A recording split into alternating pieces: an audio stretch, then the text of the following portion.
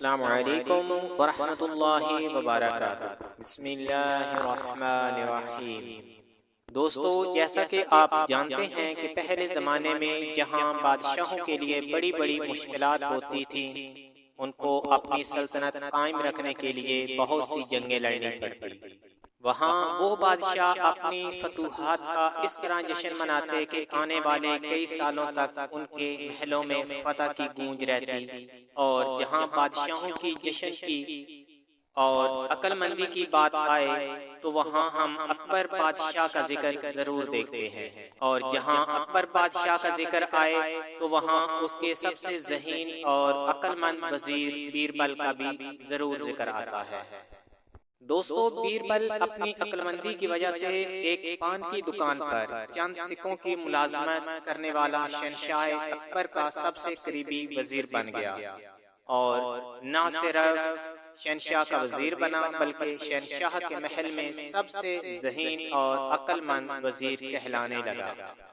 ایک دن اکبر بادشاہ محل میں بیٹھا ہوا تھا کہ اکبر بادشاہ کے دل میں خیال آیا، اور اکبر بادشاہ اپنے تمام وزیروں کو کہنے لگا کہ اے وزیروں، میری نظر میں آپ محل میں سے زیادہ نہ ہی کوئی چالاک اور نہ ہی کوئی عقل مند اور نہ ہی کوئی ذہین ہے، حتیٰ کہ میں خود بھی بیربل کی طرح عقل مند نہیں۔ تمام وزیروں نے اکبر بادشاہ کی ہاں میں ہاں ملاتے ہوئے کہا، جی ہاں حضور، آپ نے بالکل درست فرمایا۔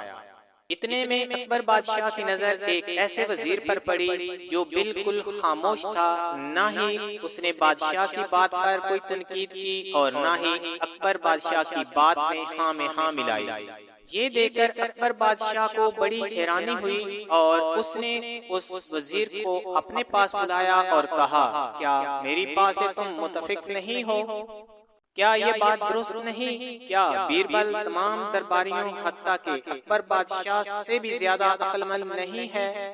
وزیر نے کہا، حضور، بے شک بیربل عقل مند بھی ہوگا، ذہین بھی ہوگا، اور اکبر بادشاہ یعنی شہنشاہ اعظم کا چہیتا بھی ہوگا، لیکن میں اس بات کو نہیں مانتا جب تک کہ بیربل اپنی عقل مندی کو کسی دن ثابت نہیں کرتا۔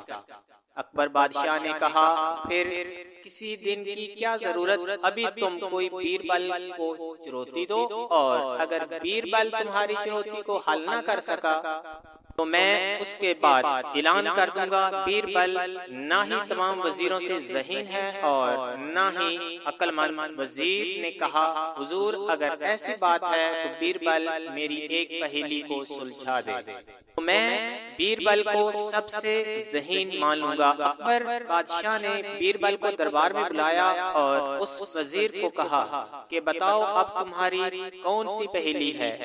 تو اس نے کہا کہ حضور، بیربل اگر ہمیں بیل کا دودھ لا کر دیں تو میں اس کو سب سے زیادہ عقل مند سمجھ لوں گا۔ یہ سن کر باقی وزیر بھی سوچنے میں مصروف ہو گئے کہ آخر بیربل کسی بیل کا دودھ کیسے لائے گا، لیکن اس وزیر کی اس پہیلی پر وزیر بیربل مسکرانے لگے اور کہا، بادشاہ سلامت، مجھے ایک دن کا وقت دیں، میں آپ کے سامنے بیل کا دودھ لے کر حاضر ہوں گا۔ اکبر بادشاہ بڑا حیران ہوا اور کہا کہ اتنی مشکل کی چنوتی، تم صرف ایک دن کا وقت مانگ رہے ہو؟ بیربل نے کہا، جی ہاں حضور، ایک دن کا وقت بھی کافی ہے۔ اس کے بعد بیربل محل سے چلا گیا۔ جب رات کا وقت ہوا تو اکبر بادشاہ کمرے میں آرام فرما رہے تھے کہ اچانک کسی چیز پر ڈنڈا مارنے کی آوازیں آنے لگی۔ ایسا لگ رہا تھا کہ پتھر پر کوئی ضرب لگا رہا ہے۔ اس شور کی وجہ سے اکبر بادشاہ کی آنکھ کھل گئی۔ اکبر بادشاہ نے فوراً ایک سپاہی کو بلایا اور کہا، جاؤ باہر، کون شور کر رہا ہے؟ گستاخ کو روکو، اگر اسی طرح شور ہوتا رہا تو میں کس طرح آرام کروں گا؟ سپاہی فوراً باہر گیا اور شور کو ختم کرا دیا۔ اکبر بادشاہ دوبارہ سو گیا۔ تھوڑی ہی دیر گزری کہ دوبارہ وہی آواز آنا شروع ہو گئی۔ اکبر بادشاہ کی پھر سے اس شور کی آواز سے آنکھ کھل گئی اور اس نے اپنے ایک سپاہی کو بلایا اور کہا کہ میں نے تمہیں کہا تھا کہ جا کر شور ختم کراؤ، اور اس بار تم صرف یہ شور نہیں ختم کراؤ گے بلکہ جس نے بھی اس گستاخی کا سوچا اس کو پکڑ کر میرے پاس لاؤ، اس کو سخت سزا ملے گی۔ اکبر بادشاہ کا سپاہی غصے میں نکلا تو دیکھا کہ ایک لڑکی نہر کے کنارے کپڑے دھو رہی تھی۔ وہ سپاہی بڑا حیران ہوا اور اس لڑکی کو پکڑ کر اکبر بادشاہ کے سامنے حاضر کر دیا۔ اکبر بادشاہ نے سپاہیوں کو کہا کہ اس لڑکی کو زندان میں ڈال دو، صبح ہی میں اس کی سزا کا تعین کروں گا۔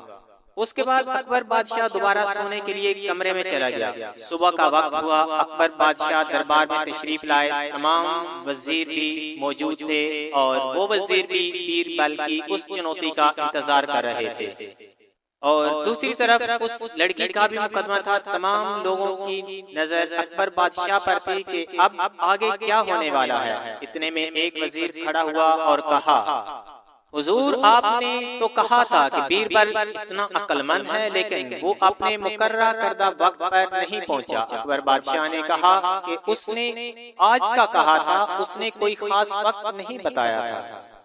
آج شام سے پہلے اگر بیربل نہیں آیا تو میں خود اس کی سزا کا تعین کروں گا۔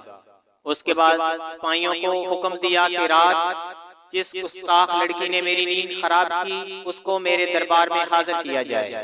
سپاہی اس لڑکی کو پکڑ کر بادشاہ اکبر کے سامنے لے آئے۔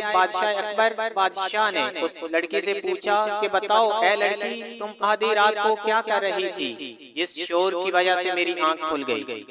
اس نے کہا، بادشاہ سلامت، میں کپڑے دھو رہی تھی۔ اکبر بادشاہ بڑا حیران ہوا اور کہا، مجھے تو اپنی تفصیل سے بتاؤ کہ آدھی رات کے وقت تم نہر پر موجود اکیلی کیسے کپڑے دھو رہی تھی؟ اس لڑکی نے کہا، بادشاہ سلامت، میری والدہ میکے چلی گئی اور میرے ابو نے ایک بچے کو جنم دیا اور میں اس بچے کے ہی کپڑے دھونے کے لیے آئی تھی۔ یہ سن کر تمام درباری ہنسنے لگے اور کہا کہ بچی کا دماغ خراب ہو گیا ہے۔ پر بادشاہ نے کہا، یہ تم کیا کہہ رہی ہو؟ تم اپنی بات شاید الٹ کہہ رہی ہو، تم اپنی بات دوبارہ دہراؤ۔ لڑکی نے پھر بھی ویسا ہی کہا کہ میری ماں اپنے میکے میں گئی اور میرے ابو نے ایک بچے کو جنم دیا جس کی وجہ سے میں یہ کپڑے دھونے آئی۔ اس کی بات سن کر تمام درباری پھر سے ہنسنے لگے اور کہا کہ یہ لڑکی تو باولی ہو گئی ہے، ایسا کیسے ممکن ہے؟ اس کے بعد اکبر بادشاہ نے کہا، چلو یہ بات تو تمہاری سمجھ میں آ گئی، لیکن آج ہی رات کو کپڑے دھونے کا کیا مطلب؟ یہ کام تو تم دن کے وقت بھی کر سکتی تھی۔ تو اس لڑکی نے کہا، بادشاہ سلامت، میرا مرغا ہر دن ایک انڈا دیتا ہے اور میں اس کا انتظار کرتی رہی کہ کب وہ انڈا دے اور میں اس کو بیچ کر اس سے کپڑے دھونے کے لیے صابن لے سکوں۔ یہ بات سن کر پھر سے تمام درباری مسکرانے لگے اور کہا، حضور ایک مرغا انڈا کیسے دے سکتا ہے اور ایک باپ بچے کو کیسے جنم دے سکتا ہے؟ اتنے میں اس لڑکی نے کہا، حضور آپ کے محل میں موجود لوگوں کی سوچ کے مطابق جب بیل دودھ دے سکتا ہے تو پھر ایک مرغا انڈا کیوں نہیں دے سکتا اور ایک باپ اپنے بچے کو جنم کیوں نہیں دے سکتا؟ اکبر بادشاہ نے لڑکی کی یہ بات سنی تو بادشاہ اکبر بیربل کی اس بات کو سمجھ گیا اور اس کے بعد اس وزیر کو کہا کہ کیا تم اس لڑکی کی بات کو سمجھے؟ اس لڑکی کی بات کو سن کر وہ وزیر بھی شرم سے سر جھکا کر بیٹھ گیا۔ اور اس کے بعد بیربل نے کہا، حضور اگر اس کے بعد بھی کوئی وضاحت کی ضرورت ہے تو میں وہ بھی کرنے کے لیے تیار ہوں۔ اکبر بادشاہ نے کہا کہ تم نے اپنی عقل مندی سے مجھے اچھے طریقے سے سمجھا دیا کہ جس طرح ایک مرغا انڈا نہیں دے سکتا، ایک باپ اپنے بچے کو جنم نہیں دے سکتا، اسی طرح بیل بھی دودھ نہیں دے سکتا۔ جس چیز کے ذمہ اللہ تعالیٰ نے جو کام لگایا ہے صرف وہی کر سکتا ہے، اور اس طرح اس وزیر نے بھی بیربل کی عقل مندی کو مان لیا۔ ایک بیربل نے کس طرح بہترین عقل مندی سے سب کچھ ثابت کر دیا۔